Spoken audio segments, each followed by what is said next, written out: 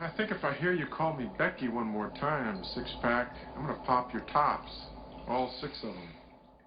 Who are you?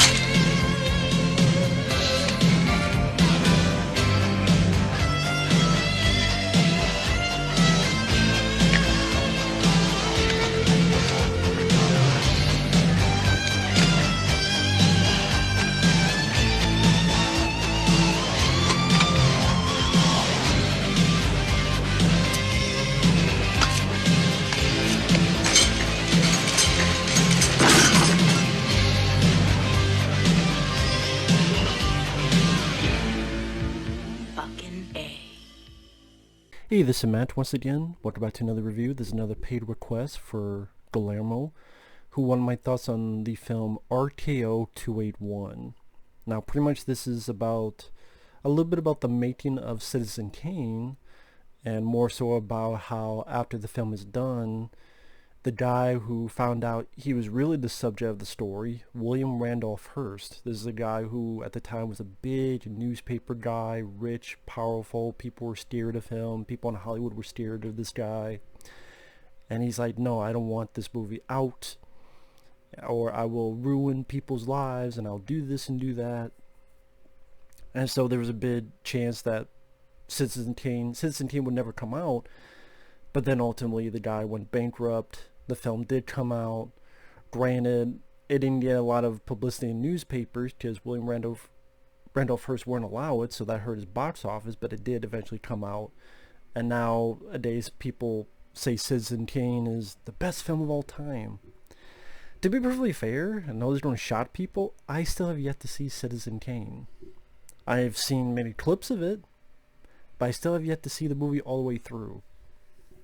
But I do like movies about the making of movies, and part of me wishes the entire movie was about the making of Citizen Kane, even as a guy who hasn't seen it.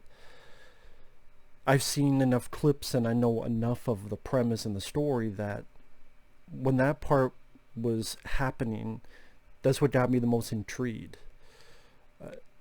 Liev Schreiber plays Orson Welles. I thought he did a fine job. Granted, I don't know if Liev Schreiber had the... I don't know, when I think of Orson Welles, I think of either the voice or the demeanor much more powerful than Liev Schreiber's performance in this. But, I mean, I thought Liev Schreiber did fine in the role. I just, for some reason, I thought there's something missing. I'm not quite sure how to put my 2 cents into that, but he did fine. Roy Scheider, it was nice to see him, and I didn't know he was in this, and I miss Roy Scheider a lot. Whether it be in, I loved him in Jaws, and Jaws 2, 2010, the year we made contact, Blue Thunder. Just loved Roy Scheider, and he's here as the head of RKO Studios. John Malkovich plays the writer who works with Liev Schreiber's character. James Cromwell from Babe, among others, he plays the William Randolph Hearst character. I believe Melanie Griffith is in the film too, as the mistress of that guy.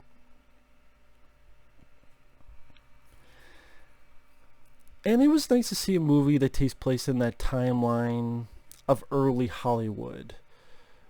About how Orson Welles was the toast of the town at that point. People thought he was a genius, and the studio gave him this crazy deal.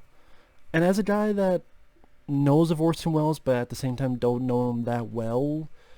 It was nice to find out a bit of info that I didn't realize Orson Welles at that time was such a toast of the town of the studio that they all thought he was the second coming, so to speak. And so that they gave him this crazy deal, and they was looked at as a genius at that time. And then this is after the Orson Welles War of the Worlds prank. I like that they put at least a little bit of spotlight on that. That was nice, because that's a fascinating subject. And then it made sense to me that later on they wanted Orson Welles to do a movie version of that, and Orson's like, no, I don't want to do a movie. They just made sense that a studio would want a movie based on that. Studios have not changed too much. John Malkovich did fine as the writer.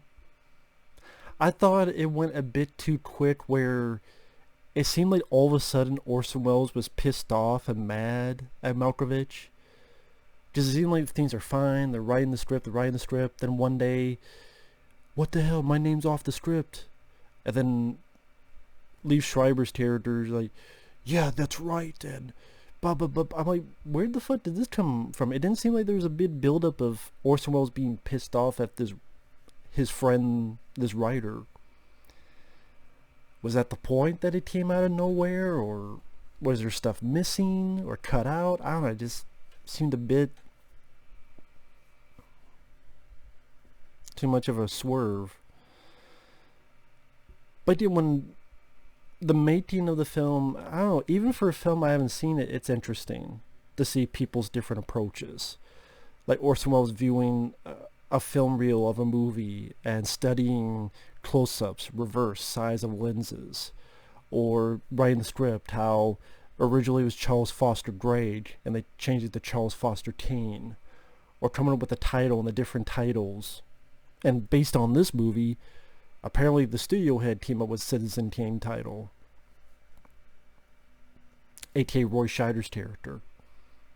What's true, what's not, I don't know. With a lot of these films that deal with real life, you never know what's exactly true and what's fictional dramatization. I can't tell you. But the making of the film, where Orson Welles is doing stuff that people think are unheard of, like doing over 50 takes on one line, or doing shots where the camera is moving down and it actually crashes and breaks the camera, or they drill a hole in the floor to shoot to get a certain shot. Like, that stuff was interesting to see how this director was trying to do outside the mold. As I said, the actors did their roles fine. It did seem like that timeline with the costumes and the sets, and it was a gigantic budget, because I think this was it made for HBO, I want to say? I think I know it's a TV movie. I want to say it was HBO. To be perfectly honest, though, the stuff that didn't interest me was the William Randolph Hearst stuff. Like him and his mistress. I don't mind the actors, like James Cromwell, Melanie Griffith, but their characters just were not that interesting. And I get the idea behind the film, where about this guy that wants a film stopped and wants a film buried because it's pretty much his life story, only the names are changed, and he doesn't want the embarrassment. But I don't know, it wasn't that tense, or it wasn't that interesting of a battle. Pretty much, we can't show it, what? We can't show it, what? Liev Schreiber does a speech. Roy Scheider goes, well, it was a nice speech. I like that bit with Roy Scheider. It was a nice speech, but it doesn't matter. I mean, you got lucky because the guy's going bankrupt, so they're going to show the film. And so, it just didn't seem like that much of a battle, that much of... Pretty much just, they're not going to show you film. What? Kind of repeated over and over again. And then the mistress trying to get rid of her jewelry to try to get some money for James Cromwell's character, but it doesn't matter because he goes bankrupt anyway. And then James Cromwell saying, well, I'm going to buy all the newspapers. All the newspapers. It's like, no, you're not. You're bankrupt. See, the shit I'm talking about just wasn't interesting to me. I don't know if because in real life it wasn't interesting of a story, or there's potential of a guy trying to bury a movie, but I don't know, I just didn't feel much from it. And it's hard to complain about that in a movie that's based on real life, because you're going, well, are they trying to stay true to real life? And if this is how it really happened, can I really be mad at them? It's not like a entirely fictional movie where you could talk about plot points and plot twists.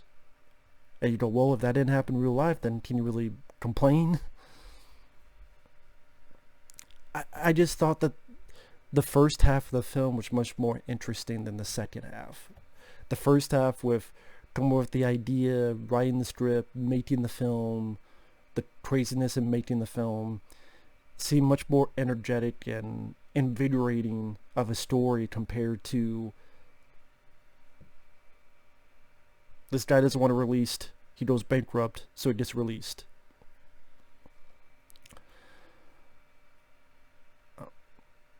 I like one of the last lines of the film that John Malkovich says to Liev Schreiber's character, where he goes, "All stars burn out, Orson.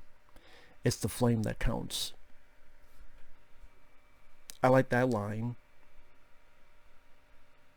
And then some text that goes into, critics loved it, but box office didn't do much. You probably gather because couldn't get much publicity about the film. And then we're going to be considered one of the greatest American films of all time. Although, to be honest, I don't know anybody that's either seen the film or thinks of that manner. In fact, my friend Michael OCP has a video where he calls the film overrated. In fact, that's still on my friend Michael OCP Communications channel, where he talks about how Citizen Kane, like, how overrated it is. So, he doesn't think it's the greatest film of all time. But one day down the road, I'll give it a look. So overall,